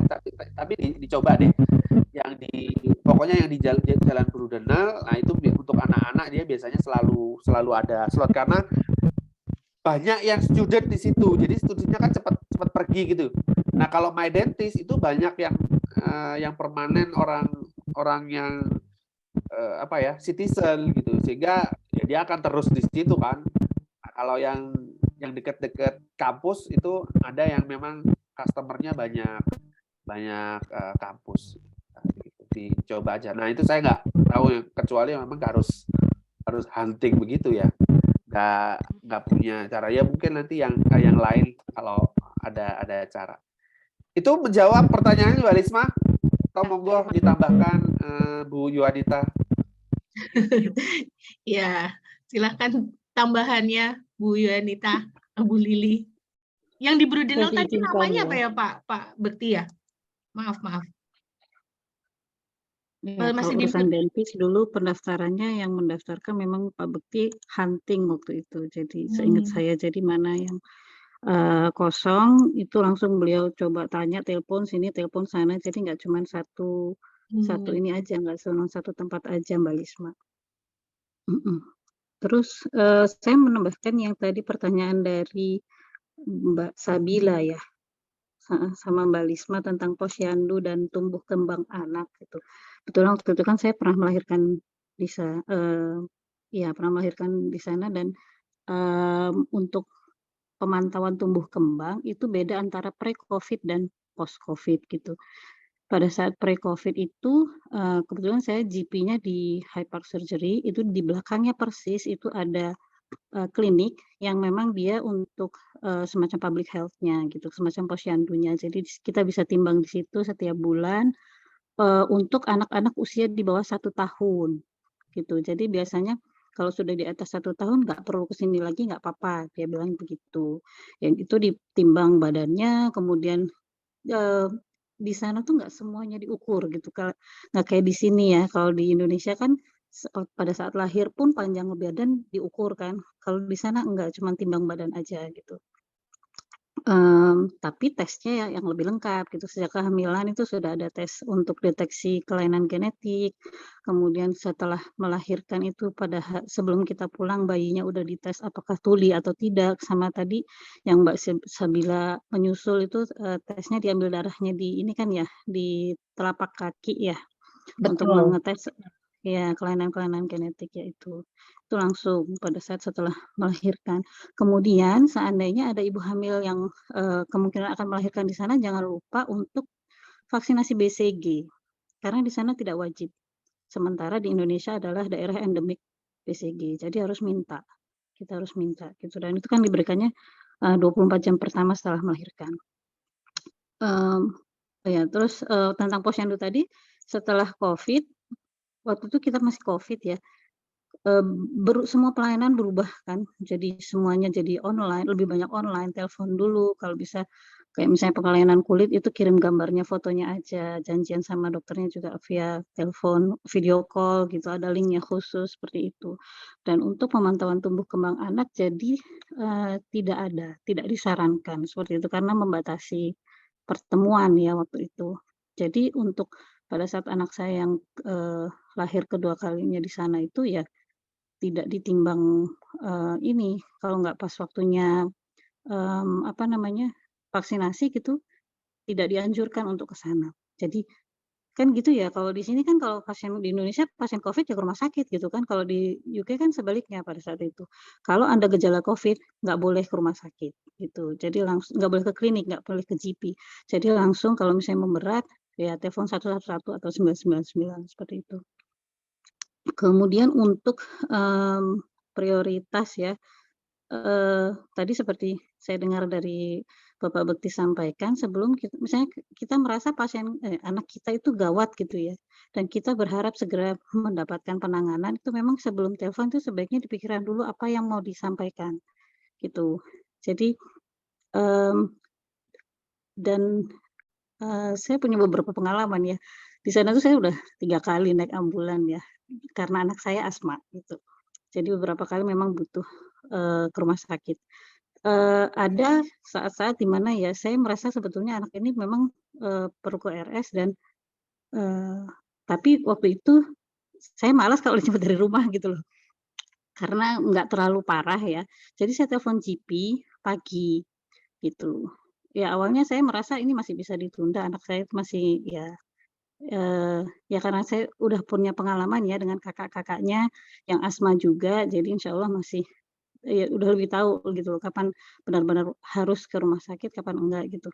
Ya saya bilang, "Ini anak saya perlu, slot khusus," maksudnya perlu appointment, perlu ketemu dokter gitu, pagi itu. Sebetulnya kan, mungkin jam 10, enggak sih, diagendakannya itu jam 1 kan gitu loh.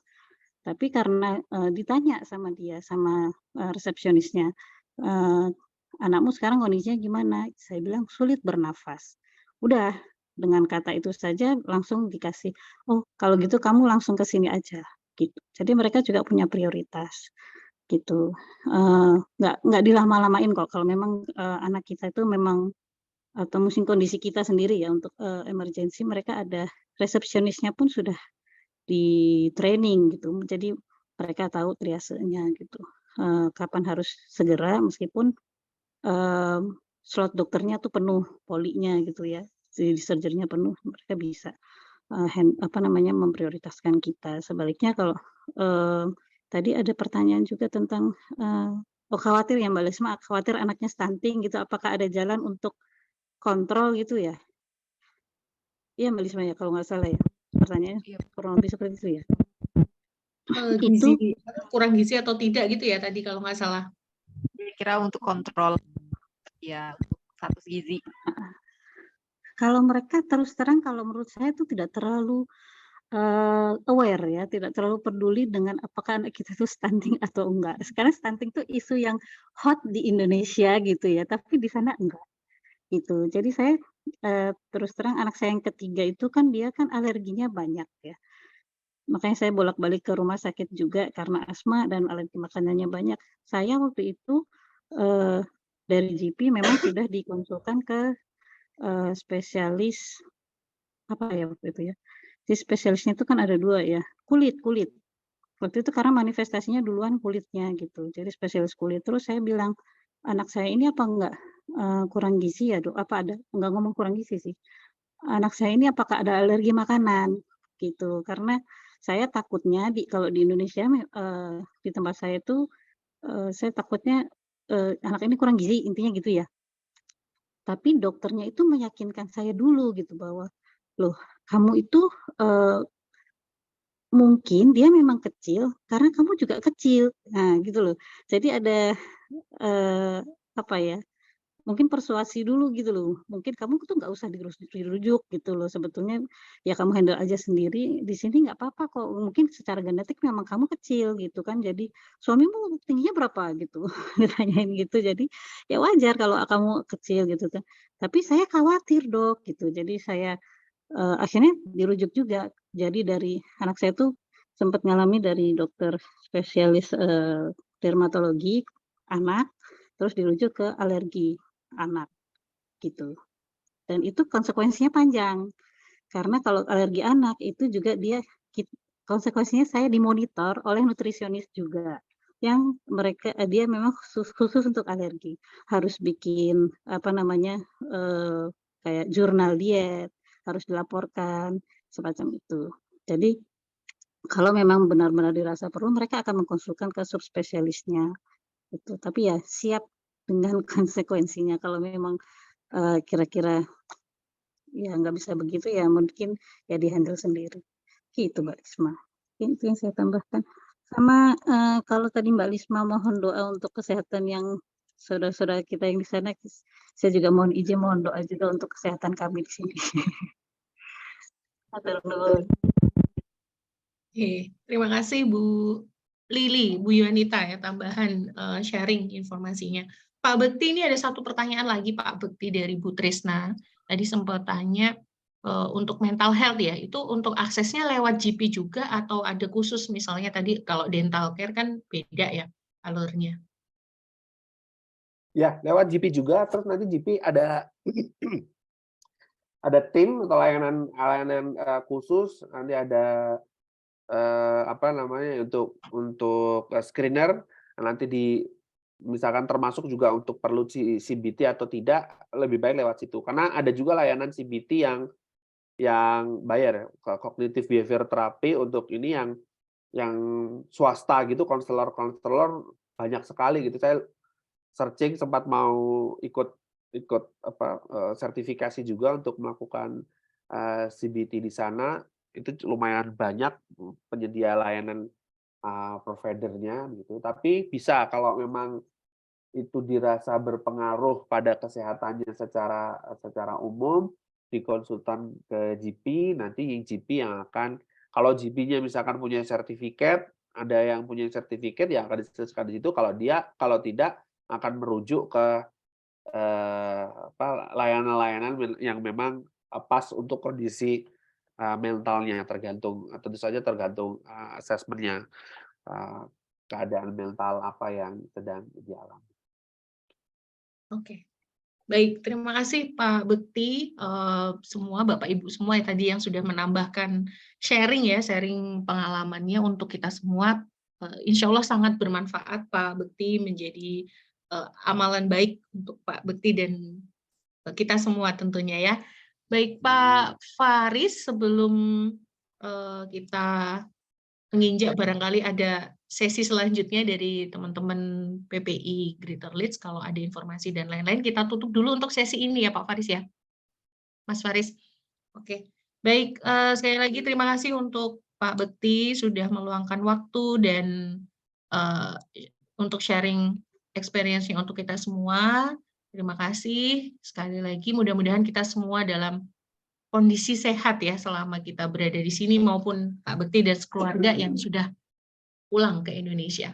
Kita tutup dulu untuk kegiatan kita siang hari ini dengan membaca lafal hamdalah. Alhamdulillah. Amin. Baik, Pak Faris, tidak ada info lain? Barangkali kegiatan kibar Tadi yang nggak ada? Mbak Amarila ini dari Ketua PPI Leeds.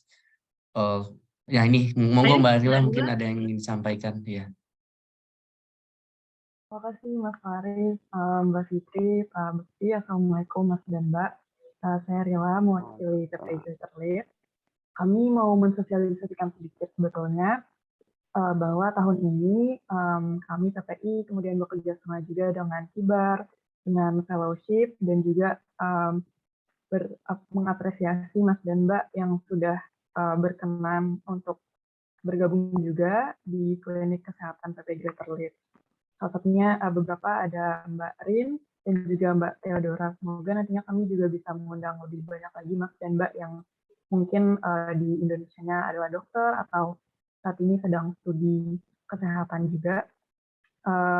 Klinik kesehatan PP Greater Leeds ini kami upayakan untuk bisa memberikan support untuk warga Indonesia di PP Greater Leeds kalau misalkan ada pertanyaan-pertanyaan seputar kesehatan, seputar medis, ataupun seputar penyakit tropis yang mungkin kurang familiar di UK. Sehingga pertolongannya bisa lebih cepat kalau misalkan kebutuhannya darurat, kemudian jawaban-jawaban yang mungkin spesifik dengan behavior-nya orang-orang Indonesia juga bisa diakomodir. Selain itu, nantinya klinik kesehatan PP Greater Leeds ini akan kami sosialisasikan secara ofisial juga. Jadi flow map-nya seperti apa kalau misalkan membutuhkan bantuan, kemudian siapa yang perlu dikontak. Nantinya akan dikoordinasikan oleh Ketua Divisi Internal kami, Mas Altair, sehingga nanti semoga semua warga PP Greater Leeds bukan hanya dari Kalbar aja, tapi secara umum juga bisa mendapatkan manfaatnya. Sekali lagi mengapresiasi juga dari Mas Faris, Mas Faza, kemudian Mas Ian juga dari Fellowship, Mbak Rin dan Mbak Theodora sudah berkenan juga. Terima kasih. Oke, terima kasih Mbak Rila. Jadi ini ya, yang akses kesehatan sebelum barangkali tadi kalau telepon GP-nya prosesnya panjang gitu ya, karena ini kayaknya culture shock itu salah satunya culture ini ya, shock kita menghadapi layanan GP ini ya Pak Bekti. Ya, jadi culture shock-nya bukan cuman tentang budayanya secara umum, tapi budaya tentang bagaimana mengakses layanan kesehatan yang kalau saya dengerin dari cerita pengalaman Mas dan Mbak tadi memang beda. Memang kita tidak itu ya, yang dirubah betul yang biasanya harus dapat obat, harus ketemu dokternya, bahkan kadang di Indonesia itu udah ketemu dokternya sembuh gitu kan. udah ini ya secara psikis tuh kayaknya harus rutin ya, sebulan sekali, 2 bulan sekali ketemu itu udah dipegang dengan sentuhan touching itu tadi dia udah sembuh gitu. Bahkan ada senyumnya tenaga medisnya itu adalah obatnya itu ada gitu ya, kalau di Indonesia itu ada ya Pak Bekti. Baik, saya sendiri background-nya midwife Pak Bekti, dari kebidanan di salah satu institusi di Jakarta. Good, itu tadi yang sudah disampaikan sosialisasi dari Mbak Rila, barangkali bisa kita sharing-sharing karena culture-nya tadi beda gitu ya. Tapi bagus sih Pak ya, kita memang harus belajar itu, tidak semuanya memang harus dengan obat. Beberapa hal kita pikiran kita sendiri yang kadang membuat kita itu semakin risau akhirnya makin berat juga kondisinya. Oke, Mbak Rila sudah cukup sosialisasinya, ada lagi? Cukup Mbak Fitri, nanti kami juga share posternya juga. Oke, ya terima kasih Mbak Rila sudah menambahkan ya sosialisasi dari salah satu kegiatan di PPI Leeds. Oke, sudah di akhir ya, sudah jam 2:04 di sana jam 9 malam ya Pak Bekti ya. Selamat. 9 lebih 2 menit. Iya, selamat istirahat Pak Bekti sekeluarga, buat Mas semuanya selamat beraktivitas di weekend ini. Lumayan nih hari ini ada matahari di sini ya. Kalau kemarin-kemarin kan mendung terus kita. Hari ini ada matahari, barangkali ada yang mau olahraga tadi ya. Ya, waktunya lari ya. Nah, waktunya lari. Atau bersepeda, itu grup sebelah udah rame. Grup goes. Oke, terima kasih. Saya akhiri. Assalamualaikum warahmatullahi wabarakatuh. Waalaikumsalam warahmatullahi wabarakatuh. Terima kasih banyak Mas Bekti, Bu Kami Mas Farid, makasih. Alhamdulillah ini leluhur turun gunung ini. Leluhur. Ya, makasih banyak. Assalamualaikum. Waalaikumsalam. Monggo. Saya izin live ya. Ya, silakan.